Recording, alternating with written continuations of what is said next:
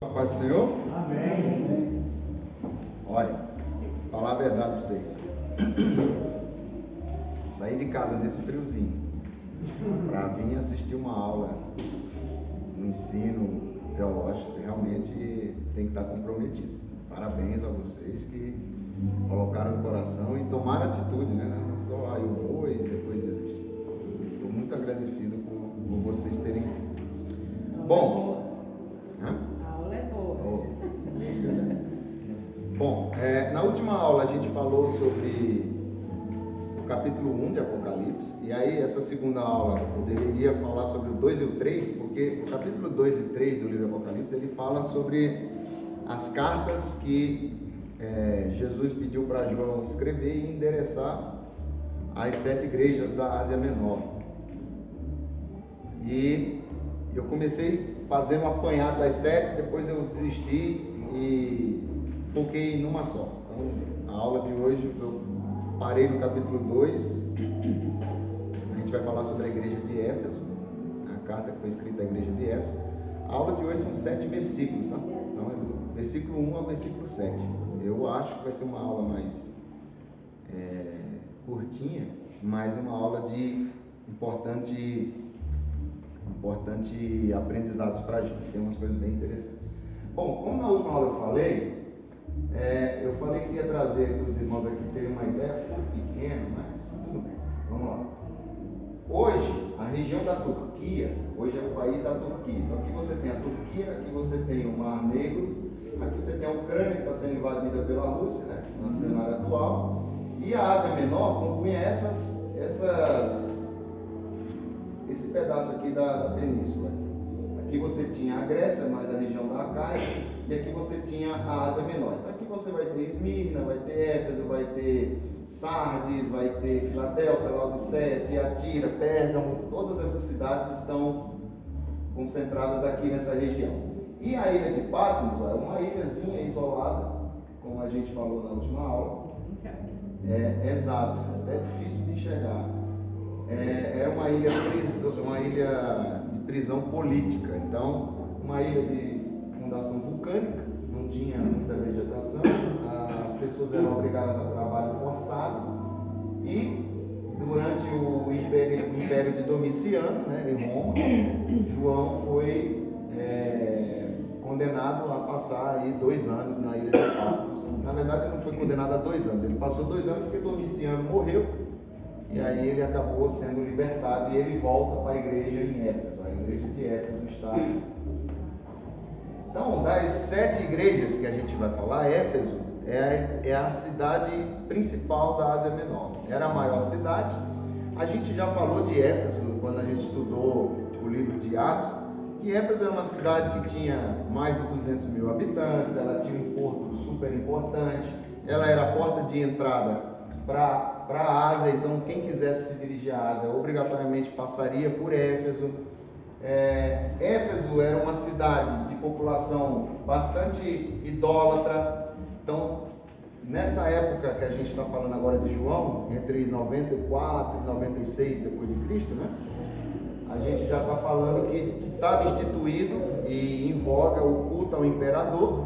E além do culto ao imperador, que é o que os estudiosos concluem que foi a causa da prisão de João, ele não quis prestar culto ao imperador, ele foi condenado à ilha. A cidade de Éfeso também possuía um templo da deusa Diana, um templo gigantesco, considerado uma das 7 maravilhas do mundo antigo, um templo onde trabalhavam várias sacerdotisas, todas elas, o culto a Diana, perdão. A gente foi atacado por uma virose essa semana, até nem vi no ensaio. Primeiro Arthur, depois a Cristiane, hoje foi eu.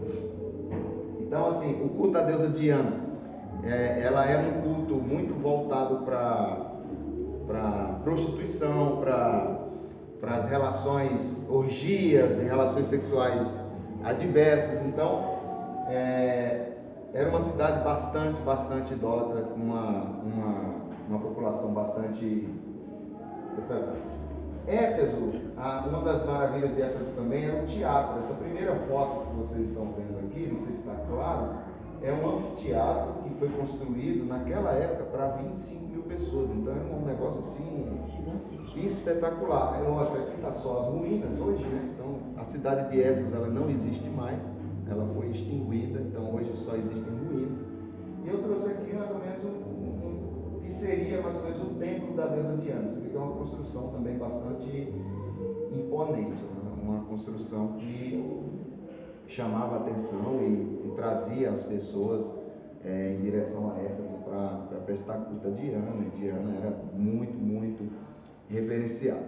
A cidade de Éfeso ela foi visitada por Paulo no final da sua segunda viagem missionária, nós já estudamos isso também.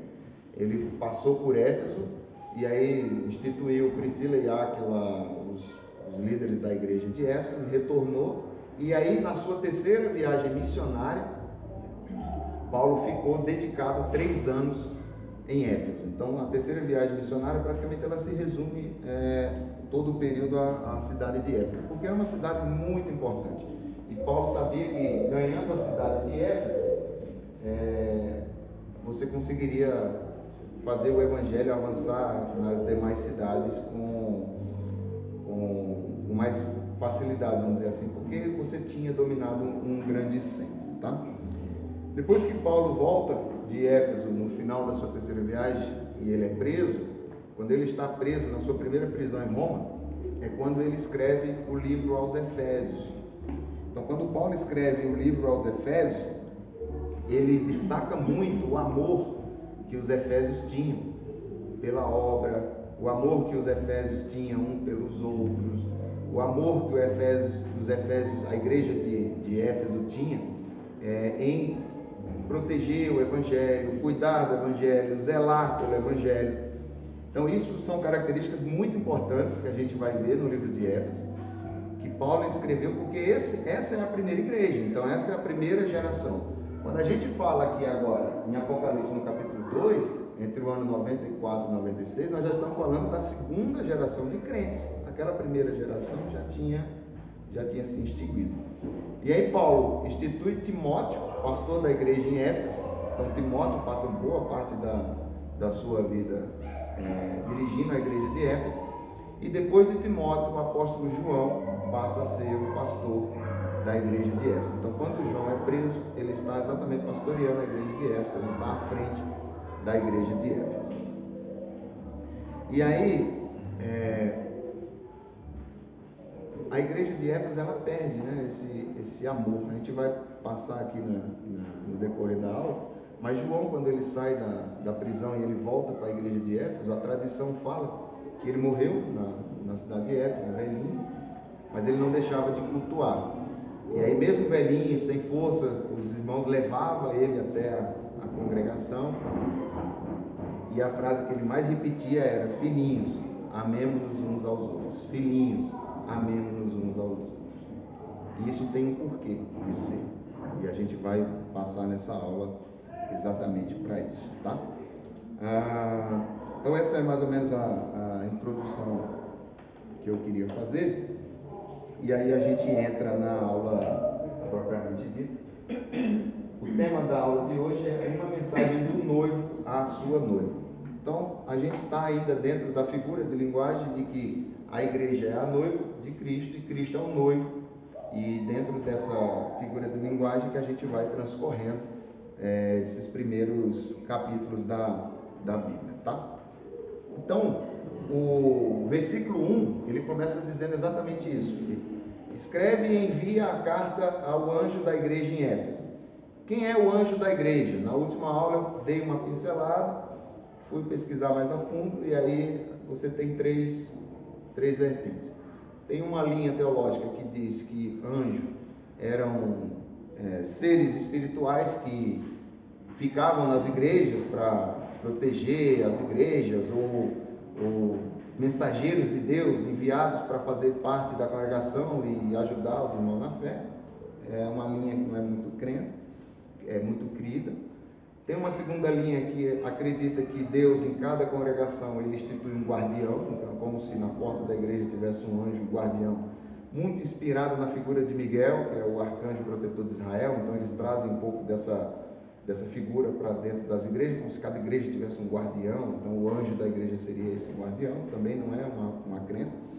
E a terceira, que é a mais, também não dá para afirmar, é a verdadeira, mas é a que mais se aproxima da nossa realidade, até por questão histórica, bíblica e racional, seria o pastor da igreja. Então convenciona-se que é o anjo da igreja, é o pastor da igreja. Então,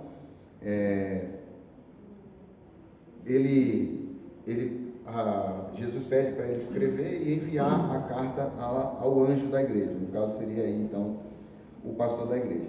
E aí dentro da introdução da carta, ele se apresenta como o Jesus que anda no meio dos candelabros. Então, os candelabros ou candeeiros, como a gente viu na última aula, representam a igreja. Então, Jesus, além de sustentar a igreja com a sua mão, então ele tem a igreja nas suas mãos, ele também se faz presente, ele anda no meio da sua igreja.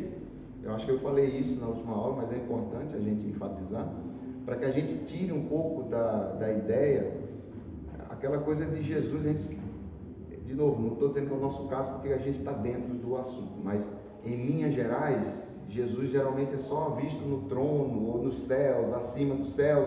A gente esquece que Jesus ele está presente na igreja, ele está andando na igreja, ele sonda a igreja, ele está o tempo inteiro acompanhando o dia a dia da igreja. Ele é o ser todo-poderoso, o ser que está no céu, domina, tem o universo na palma das suas mãos, mas ele também é pessoal, ele está dentro da congregação. Se a congregação der espaço para isso. Tem muitas igrejas que não querem mais nada com Jesus, mas aquela igreja que ainda vive o Evangelho, busca a fonte do Evangelho nas Escrituras Sagradas, Cristo está presente, está dentro do dia a dia, andando não só na igreja, mas nos nossos encontros, nas nossas reuniões. A gente nunca pode perder esse aspecto da divindade. Não é um Deus que ele está em um lugar fixo e a gente precisa se direcionar a ele o tempo inteiro e só lá que ele vai estar. Então eu já ouvi comentários de familiares que falam: eu fui para a igreja tal porque lá Jesus está presente. Não, Jesus está presente em todo lugar. Onde tiver 2 ou 3 reunidos no nome dele, ali ele se faz presente. Então a gente precisa ter isso mais vivo dentro da igreja. Porque quando você tem isso mais claro dentro da igreja, o seu comportamento na igreja muda. Se você no meio do culto lembrar que Jesus está presente ao seu lado, a sua reverência é outra, a sua adoração é outra, o seu culto prestado é outro, porque você atinou para algo que é real. Olha, está aqui. Se você tem só a ideia de que ele está no trono e que você está adorando, o seu louvor está chegando ao trono, fica muito impessoal, fica muito distante, fica um pouco... Não é errado, mas se você tiver a consciência de que ele está dentro da igreja, perscrutando os corações, sondando o individual de cada pessoa, porque no final das contas a igreja é cada um de nós. Então é importante que a gente tenha essa visão de que Cristo ele está no meio de nós, né? A gente precisa ter esse impacto de que a presença de Cristo ela vai estar no nosso louvor, vai estar nas nossas reuniões, em qualquer coisa. É o que a gente fala, a gente crê na transcendência, ou seja, a transcendência é um Criador que ele não é influenciado pela sua criatura. Então a gente crê num Cristo transcendente, mas a gente também precisa crer num Cristo imanente, a imanência de Jesus. A imanência é quando você faz parte de algo que compõe o todo. Então a imanência de Cristo quer dizer que a igreja ela é a igreja de Cristo, porque Cristo é a essência, ela faz parte disso. Sem Jesus, não há igreja. Sem Jesus, não há igreja. A igreja ela não existe. Então a imanência, essa palavra é difícil. A imanência de Deus, ela é presente no nosso dia a dia. Então nós precisamos ter essa visão muito clara de que Cristo, ele é como se fosse um rio de águas, ele está correndo no meio da igreja, ele faz parte da igreja, ele não é algo separado, apesar que também a gente vai ver na figura da noiva, o noivo, do candelabro, do sol, são coisas separadas, mas a gente precisa ver que o separado também junto significa a mesma coisa. É complicado explicar, mas eu acho que deu para entender, né? Bom, então ele sonda os nossos corações e ele anda no nosso meio para nos encorajarmos, nos repreender e nos chamar ao arrependimento. É esse o principal motivo de nós estarmos aqui agora estudando o livro de Apocalipse, tá? Então esse é o versículo 1, ele trata mais ou menos isso. Então, passei por alguns pontos. E aí a gente vai agora para o versículo 3 ao 6, então no capítulo. E aqui a gente vai se prender um pouco. O tópico é: o noivo elogia a sua noiva pelas virtudes. Então, quando ele escreve, quando Jesus pede para João escrever a igreja de Éfeso, na verdade, no capítulo 2 e 3, ele pede para escrever as 7 igrejas. Das 7 igrejas, 2 igrejas só receberam elogios, 4 igrejas receberam elogios e críticas, e uma igreja só recebeu crítica. Então, eu sei porque eu estava fazendo esse apanhado de desistir para focar em Éfeso, tá? No caso de Éfeso, é uma das igrejas que receberam elogios e crítica. E aqui a gente vai focar nos elogios. Por que elogios? Porque era uma igreja que tinha virtudes. Qual era a primeira virtude da igreja de Éfeso? Era uma igreja fiel à doutrina. Era uma igreja que estava, como eu já falei aqui, cercada por perseguição.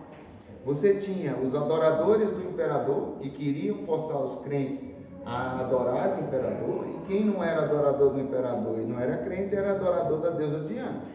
Então era uma situação muito complexa, muito difícil para as pessoas permanecerem crentes. Era uma igreja que a heresia dominava. A gente vai ver mais à frente a doutrina dos nicolaítas, mas há uma citação também de que existia a doutrina dos nicolaítas espalhada na igreja de Éfeso. E a doutrina dos nicolaítas, ela nada mais era do que uma tentativa de abrandar a doutrina cristã. Por quê? Porque você ser crente em Éfeso era socialmente e economicamente inviável. Socialmente porque todos os encontros ou era para adorar o imperador ou adorar Diana. Economicamente porque tudo que se transicionava comercialmente ou era em homenagem ao imperador ou em homenagem a Diana. E aí a forma que os nicolaítas acharam, e aí eu fui buscar a origem do nicolaíta, tem várias origens. Quando a gente chegar na igreja de Pérgamo eu faço um apanhado mais detalhado. Mas a doutrina dos nicolaítas, ela vinha tentar abrandar essa doutrina cristã. Qual era a doutrina que nós tínhamos no Concílio de Jerusalém? Deveríamos os crentes gentios não comer daquilo que era sacrificado aos ídolos. Ora, tudo era aos ídolos, ou a Diana, ou ao imperador. E os nicolaítas vinham dizer assim: não, veja bem, dá para comer, dá para... Você faz uma oração antes e taca ali pau. Difícil você ser crente num ambiente desse. Muito difícil você ser crente num ambiente desse. E aí, era uma igreja que, mesmo diante desse cenário, desse ambiente, ela permaneceu fiel. Ela não abriu mão da doutrina. E isso resultou na prisão de João. Isso resultou na morte de vários crentes. Isso resultou na leva de crentes para Roma, para servir de entretenimento a pagãos, nas arenas, sendo jogado aos leões. Mas é uma igreja que permaneceu fiel. A doutrina dos nicolaítas diziam que, olha, o sexo antes ou fora do casamento não é algo que vai fazer mal a ninguém, porque é da natureza humana, é aceitável. E aí quando a gente para analisar o argumento, irmãos, não é muito diferente do que a gente ouve hoje. Sim. Em relação às duas coisas, tanto em relação ao que você deve fazer, ao que é oferecido, tanto em relação à forma como você se relaciona. Que é o famoso não tem nada a ver.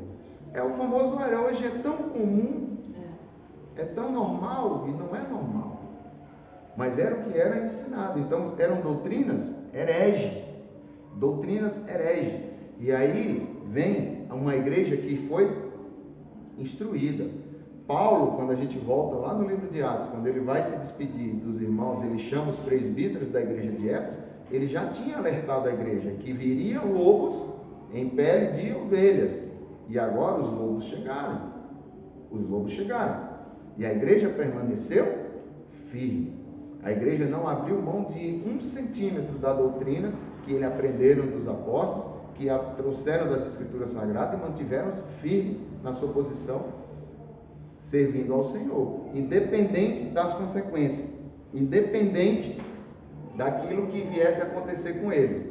E a coisa era tão intrínseca, era tão terrível os ataques, que João admoesta, e isso é importante para nós, que a gente teste os espíritos.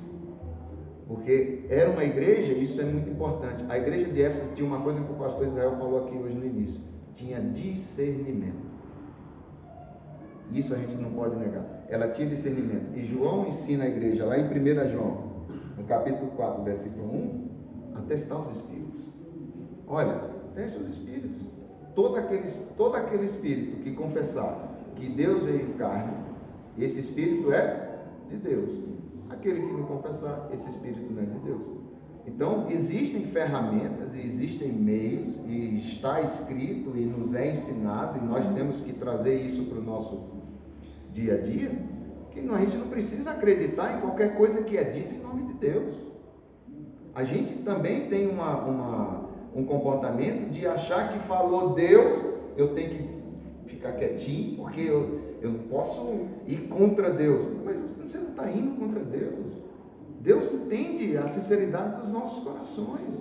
No meio que nós estamos vivendo hoje, no meio de perseguição e ecumenismo, onde todas as religiões são iguais, todos os caminhos levam a Deus, é necessário que você teste os espíritos.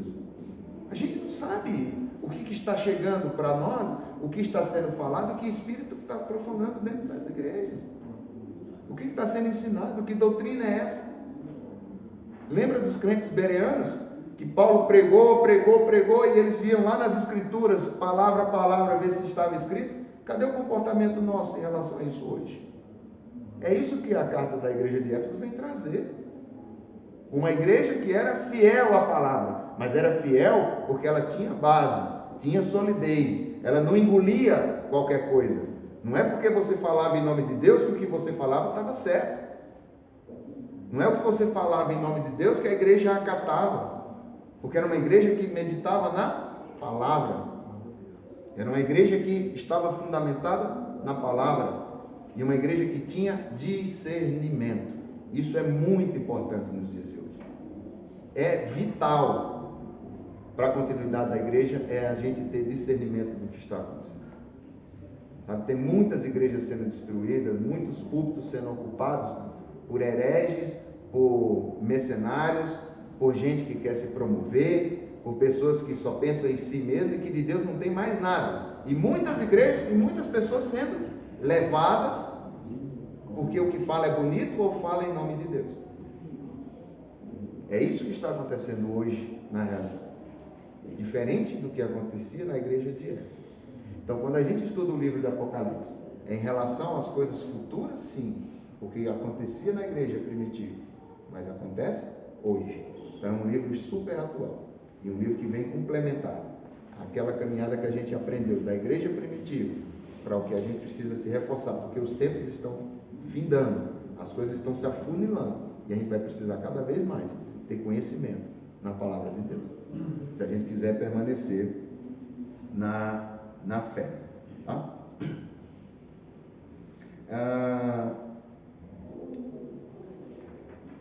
Bom, aí eu fiz um paralelo exatamente disso, né? Em relação à fidelidade da igreja, que eu até comecei a falar. A gente está falando que a igreja evangélica brasileira, ela está explodindo, né? Ela está explodindo, mas que igreja está explodindo? O que nós estamos vendo? O que está crescendo? Que evangelho que está sendo pregado? Mais uma vez, a admoestação, para que a gente medite na palavra. Hoje, irmãos, existe nas igrejas uma preguiça doentia de estudar a palavra de Deus. Hoje, o que se mais tem nas igrejas espalhadas por aí, a gente até, é interessante que chama-se de analfabetos bíblicos.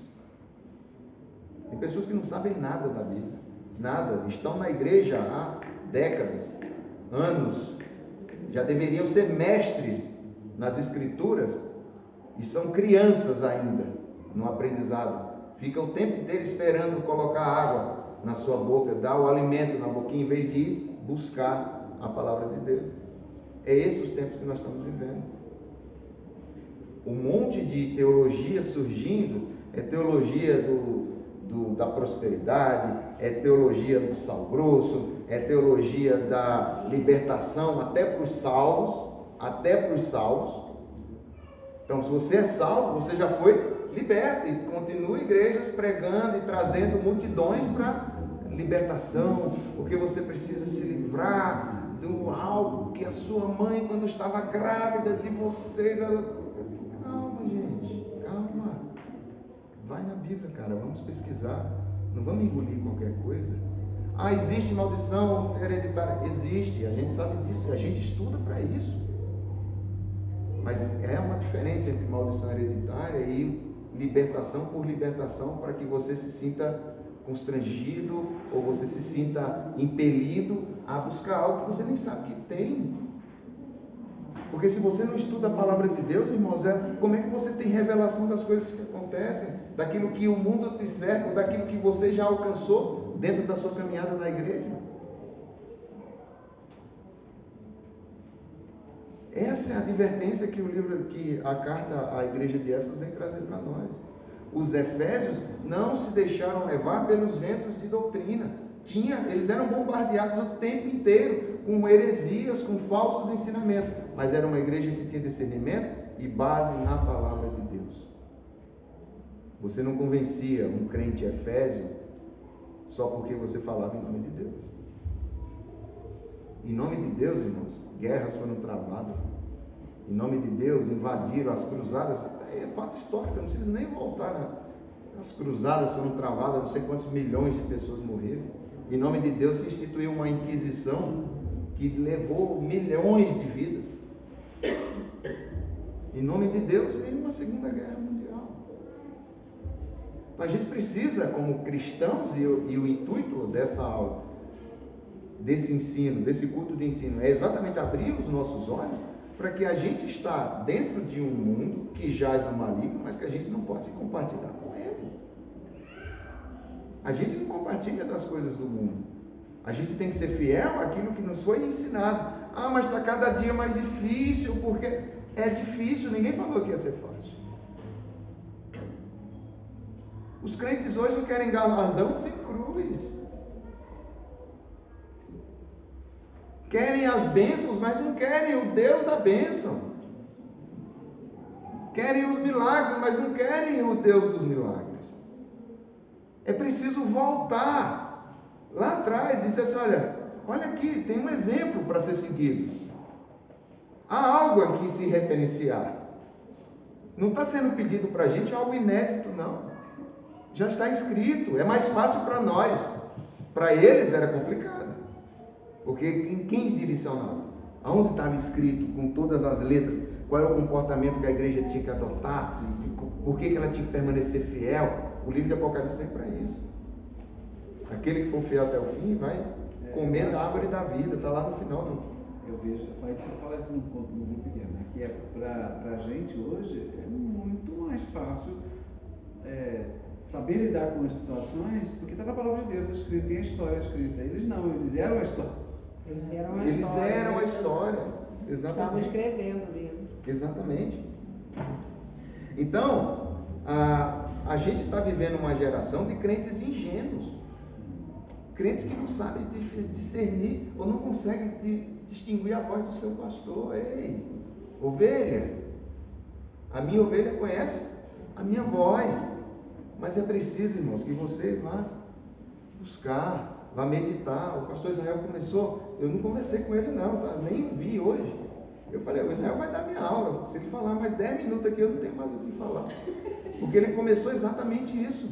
Vamos orar. vamos jejuar, vamos nos aprofundar na palavra. É ela que nos fortalece, é ela que vai nos blindar das coisas que vêm do maligno em direção à igreja. É isso que está acontecendo na igreja hoje. E nós somos privilegiados por termos a oportunidade de estarmos aqui hoje, ouvindo e dando um olhar diferente à igreja de Éfeso do que a gente geralmente vê em mensagens, em pregações. O ensino, ela te proporciona isso. Você consegue mergulhar mais a fundo, você consegue ir mais no detalhe do que acontecia com a igreja, para que a gente consiga trazer ensinamentos e podermos ser crentes melhores, ser crentes mais robustos, tá? Sabe uma coisa interessante da igreja de Éfeso? Que o pastor da igreja de Éfeso era o próprio apóstolo João que escreveu. E ele estava ali escrevendo não o que ele pensava da igreja, que ele era um líder, né? E sim o que Jesus estava falando da igreja que ele era o líder. Olha que interessante isso. Ele estava escrevendo de algo que ele vivia. Porque como ele era pastor de Éfeso, ele estava escrevendo sobre a sua igreja, enquanto líder. E ele tem um depoimento desse, ele fala, poxa, agora ficou fácil para entender porque que eu tive esse privilégio de estar do lado de Jesus aqui, escrevendo as cartas para as igrejas. Né? E quem está falando que a igreja é fiel é o próprio Jesus, irmão. Não é a gente analisando que aquela igreja foi fiel, não. Ele está dizendo, não, a igreja é fiel. Tá? E hoje, o que nós estamos vendo crescer é um evangélico místico, híbrido, cheio de guerre-guerre, né? As pessoas correndo atrás das novidades, sempre tem uma novidade, um negócio diferente. Então, aprendamos com a primeira característica, o primeiro elogio que a igreja recebeu, uma igreja fiel. Segundo, a igreja de Éfeso era uma igreja envolvida com a obra de Deus. Ela não era só teórica, era uma igreja que agia. Os crentes, eles não eram só espectadores do evangelho, eles eram engajados em fazer as coisas acontecerem.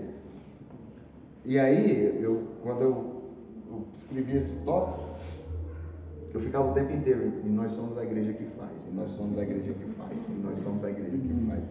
Bom, a igreja não vivia apenas dentro das suas paredes, das suas congregações. Ela não se deleitava apenas em si mesma, ela não era narcisista. Mas é por causa dessa igreja que o evangelho se espalhou por toda a Ásia Menor. Era uma igreja que era fiel à palavra, mas colocava a mão às obras. Precisava viajar quilômetros a pé, em dificuldades, para levar o evangelho a outros povos. Eles iam.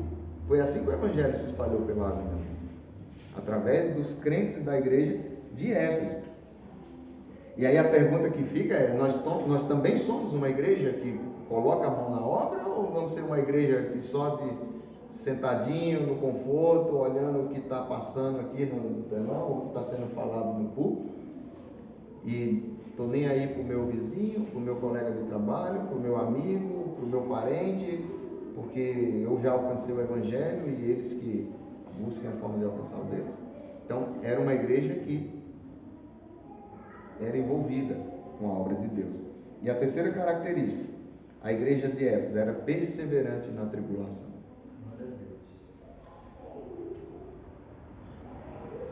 Eles não se dobravam, irmãos.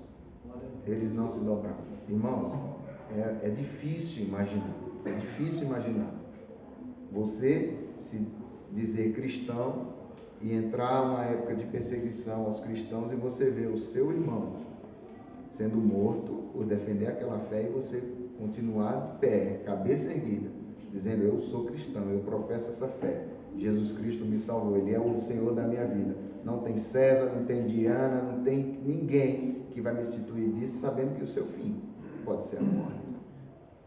Ser fiel na bonança é fácil, na tribulação é difícil. Então, quando eu trago à luz o contexto que a igreja estava inserida, a gente começa a refletir e ver que não era fácil ser crente em Éfeso.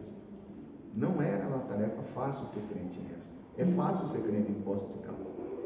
É muito fácil ser crente em Poços de Caldas. A gente vai perseguido, a perseguição geralmente é de um irmão para o outro, de uma igreja para outra.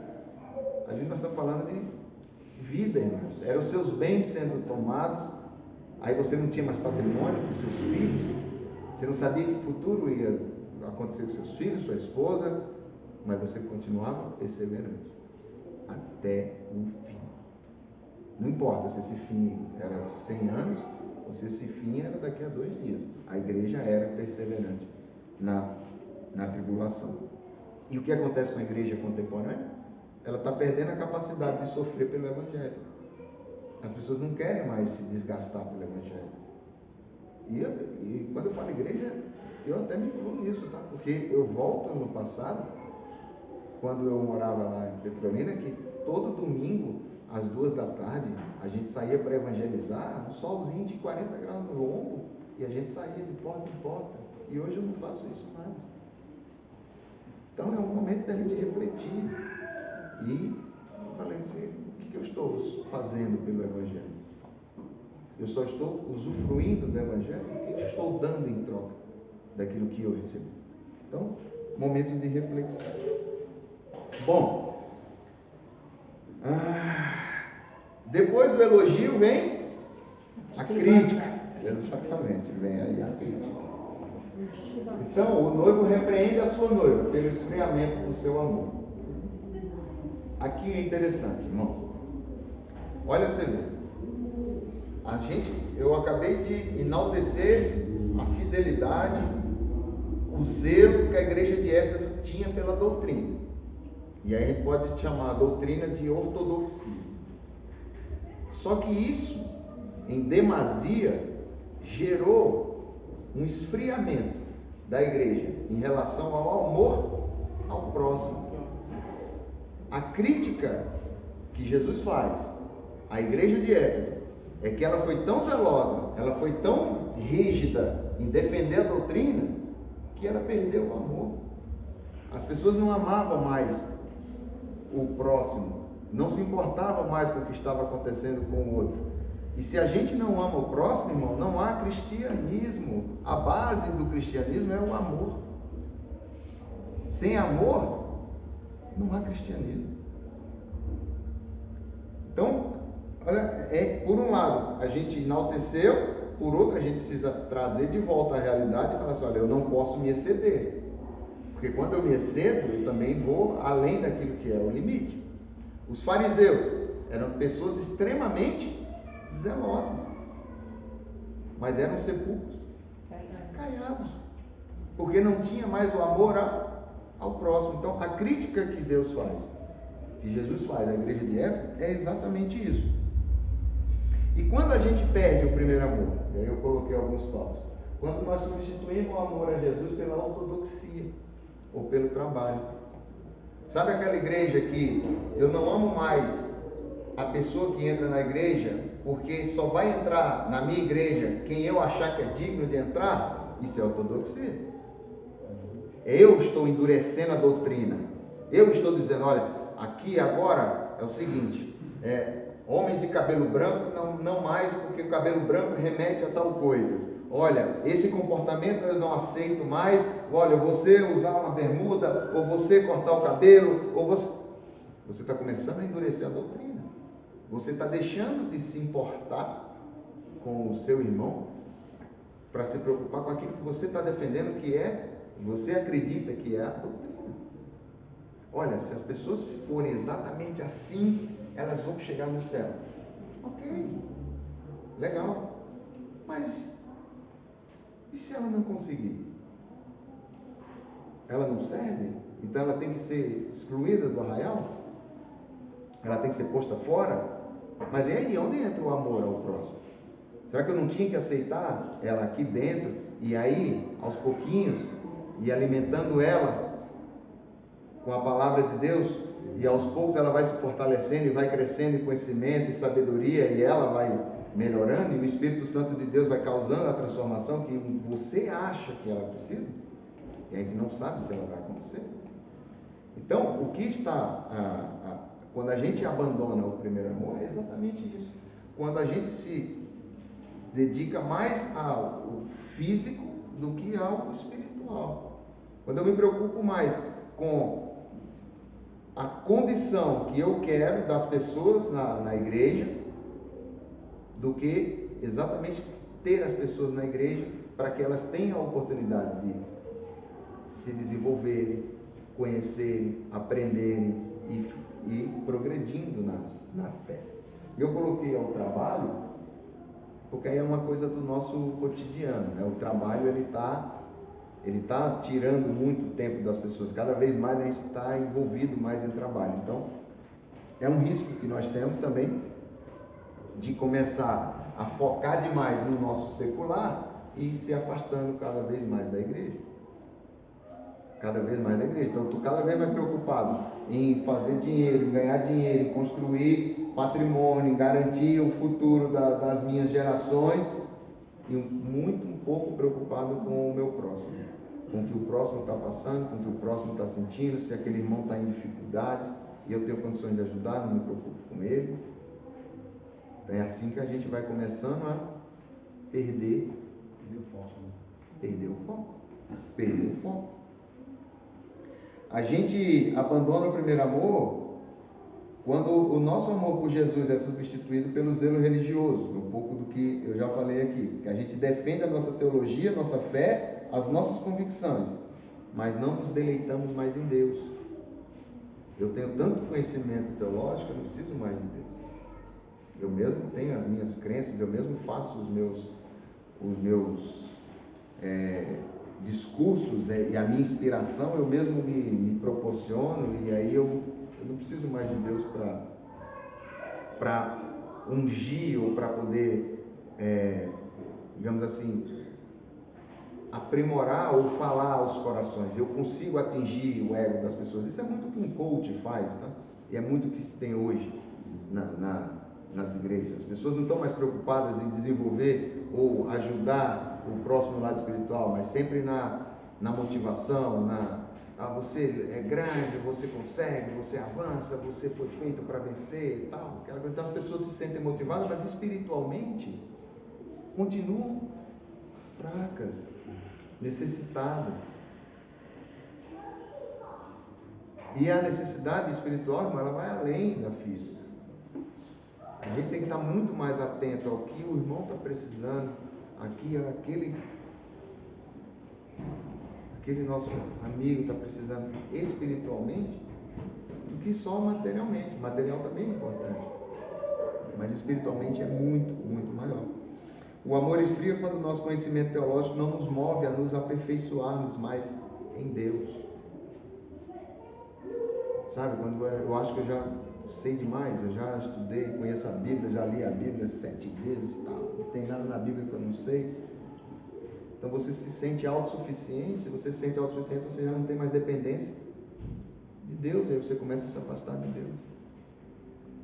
Então quando Jesus repreende a igreja de Éfeso, que ela abandonou o primeiro amor, qual era o primeiro amor? Eu falei para você que nós estamos na segunda geração da igreja de Éfeso. A primeira geração, irmão, é a igreja que evangelizava, a igreja que saía levando o evangelho. A segunda geração já foi uma geração que ficou mais na sua. Olha, estou aqui, ninguém sabe que eu sou crente, estou vivo, né? Porque ser crente, eu não me preocupo mais com o outro. É essa falta do primeiro amor. É voltar a ter a estrutura de comunhão, de convivência com Deus. Porque quanto mais você se aproxima de Deus, irmãos, mais você vai ser impelido a olhar para o próximo. Não é impossível você estar cheio, pleno de Deus e não estar nem aí para o outro. É impossível. É impossível. Então, se hoje eu estou sendo indiferente ao próximo, o quão perto ou distante eu estou de Deus? É essa a reflexão que eu tenho que fazer. Essa é a reflexão que eu tenho que fazer. A gente pode dar risada das situações de outros, mas se você está pleno de Deus, irmãos, você vê o outro com outros olhos. Não é engraçado você ver um mendigo cair ou alguém empurrar na rua. Não é engraçado.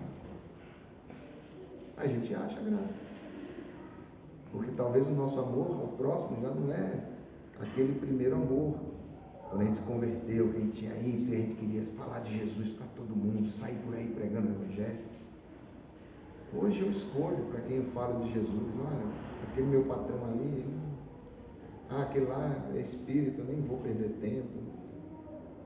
Não sei. E se o Evangelho, a sementinha caindo naquela terra, ela é fértil? E ela brotaria e daria frutos? E você começou a fazer seleção daquilo que você leva, daquilo que você não leva? Cadê o teu papel de semeador? Então é reflexão, a gente precisa voltar. Olha, como igreja, peraí, o que eu preciso para voltar a ter o primeiro amor?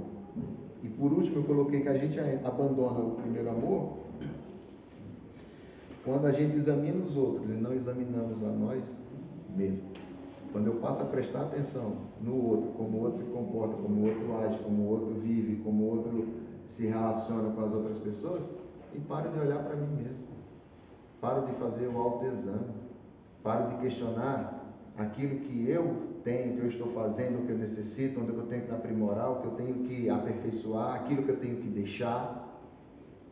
Então, quando eu deixo de olhar para mim e começo a reparar mais no outro, eu estou abandonando o primeiro amor. Eu vou esfriando na fé. Porque eu sempre vou ver a necessidade dos outros. Posso ler o versículo?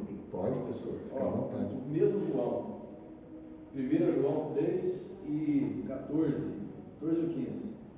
Nós sabemos que passamos da morte para a vida, porque amamos os irmãos. Quem não ama o seu irmão permanece na morte. Qualquer que aborrece o seu irmão é homicida. E vós sabeis que nenhum homicida tem permanente nele a vida eterna. Exatamente isso. A marca do cristianismo é o amor. Ainda que eu falasse a língua dos homens e dos anjos e não tivesse amor, seria como um metal que soa, como um sino que tinha. Ainda que eu fosse conhecedor de todas as ciências, interessante, Fabiano, que a base do Evangelho, do ensinamento de Jesus, o nosso mestre maior, é o amor. Não tem para onde correr, não tem com o que discutir, né? Então, se você pautar tudo que você faz na vida nesse processo, nesse elemento amor, que é a essência de Deus, então a coisa flui melhor. A igreja de Éfeso, ela era capaz de examinar os outros, de apontar as heresias que os outros traziam, mas ela perdeu a capacidade de olhar para si mesma e esfriou. Tinha zelo pela ortodoxia, mas estava vazia da principal marca do cristianismo, o amor. Essa é a crítica da igreja de Éfeso. Nós estamos falando de 7 versículos, já está acabando meu tempo, pastor, eu vou terminar. Nós falamos dos elogios e da crítica. E a crítica não morre por si só. O noivo, ele oferece à sua noiva a chance de um recomeço. Então as esperanças não estão mortas, irmãos. As esperanças não estão mortas. Jesus foi enfático quando ele disse à igreja: lembra-te, pois, de onde caíste. Veja bem, ele não diz lembra o que você fez, mas lembra de onde caíste. O passado precisa novamente tornar-se um presente vivo. Não basta saber que é preciso arrepender-se. Para onde nós temos que retornar? Essa é a pergunta que a gente tem feito. Tá? Retornar para qualquer lugar só nos leva a descaminhos diferentes. Então precisamos voltar para um lugar onde nós caímos. A igreja não está sendo chamada a relembrar o pecado. Não está sendo dito, lembre em que situação caíste, mas de onde caíste. E aí o exemplo que eu trouxe para cá é do filho pródigo. O processo de restauração do filho pródigo, ele começa quando ele lembra da casa do pai. Sim. Então, há recomeço. Lembra onde eu perdi meu primeiro amor? Foi quando eu decidi fazer aquilo, quando eu decidi me dedicar mais a isso, quando eu decidi abandonar isso, e isso aqui fazia bem para mim. Reflexão, irmãos. A aula é de reflexão. Em seguida, Jesus disse: arrepende-te. Arrependimento não é emoção, é decisão, é atitude. Não precisa existir choro, basta ter decisão. Então, o processo de restauração, voltando ao filho pródigo, ele começa quando ele lembra da casa do pai, mas ele toma uma decisão: voltar à casa do pai. É preciso tomar uma atitude. Não adianta só eu pensar e falar: ele era assim, olha, era assim, eu fazia isso, eu era assim. Toma uma decisão. É preciso tomar uma decisão. Arrepender é exatamente mudar a direção, é convergir, é ir na direção contrária. Se você está indo para a esquerda, arrepende, é ir para a direita, não é para o norte, não é para o sul, é na direção contrária. Então, arrependimento é uma das coisas que o Senhor fala que, olha, tem recomeço. Lembra-te de onde caíste. Arrepende-te. Volta à prática das primeiras obras. Não é arrependimento e depois de novo arrependimento e de novo arrependimento. É preciso uma atitude diferente. É preciso que o arrependimento gere frutos diferentes daquilo que você vinha praticando. Ninguém se arrepende de um pecado e continua praticando aquele pecado, porque aí não foi arrependimento. Foi uma contrição, eu me senti mal, eu não me arrependi. Peso na consciência. Não foi arrependimento. Quando você se arrepende, a direção muda. A atitude é diferente. O comportamento é diferente. E é tempo de se voltar para Jesus. Se a gente deixou de orar, é hora de voltar a orar. Se a gente deixou de ler a palavra, é hora de voltar a ler a palavra. É tempo de devotar novamente ao noivo. Porque há uma advertência solene ali também. O último tópico. Ele está dizendo, olha, lembra-te de onde caíste, arrepende-te e volta à prática das boas obras. Ele está te dando exatamente o passo a passo. Oséias 14 fala isso. Exatamente a mesma coisa. Exatamente a mesma coisa. Caso não, eu venho a ti e removerei do seu lugar o seu candeeiro. O que ele está dizendo aqui? Candeeiro é feito para brilhar. Se não brilha, não tem serventia, não tem utilidade, tira fora. Eu falei aqui no início, a igreja de Éfeso foi extinta. A cidade de Éfeso foi extinta. Deixou de existir, não tem mais. Não existe mais. O professor vai listar aqui as causas que... Não vou fazer isso. Mas é um fato a ser pensado. Muitas igrejas persistem até hoje. Continuam vivas até hoje. A igreja de Éfeso não. A cidade de Éfeso morreu. E quando Jesus fala isso aqui, ele está dizendo para nós o seguinte, olha, nós estamos no capítulo 2 ainda, no versículo 5, tá?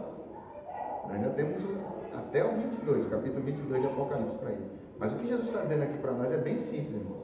Ele vai implementar o juízo final para o ímpio, mas primeiro ele julga a igreja. Por isso que ele está andando no meio do seu povo, andando na congregação, sondando todos os corações, porque o juízo ele primeiro vem para a igreja. E aí o destino é bem simples.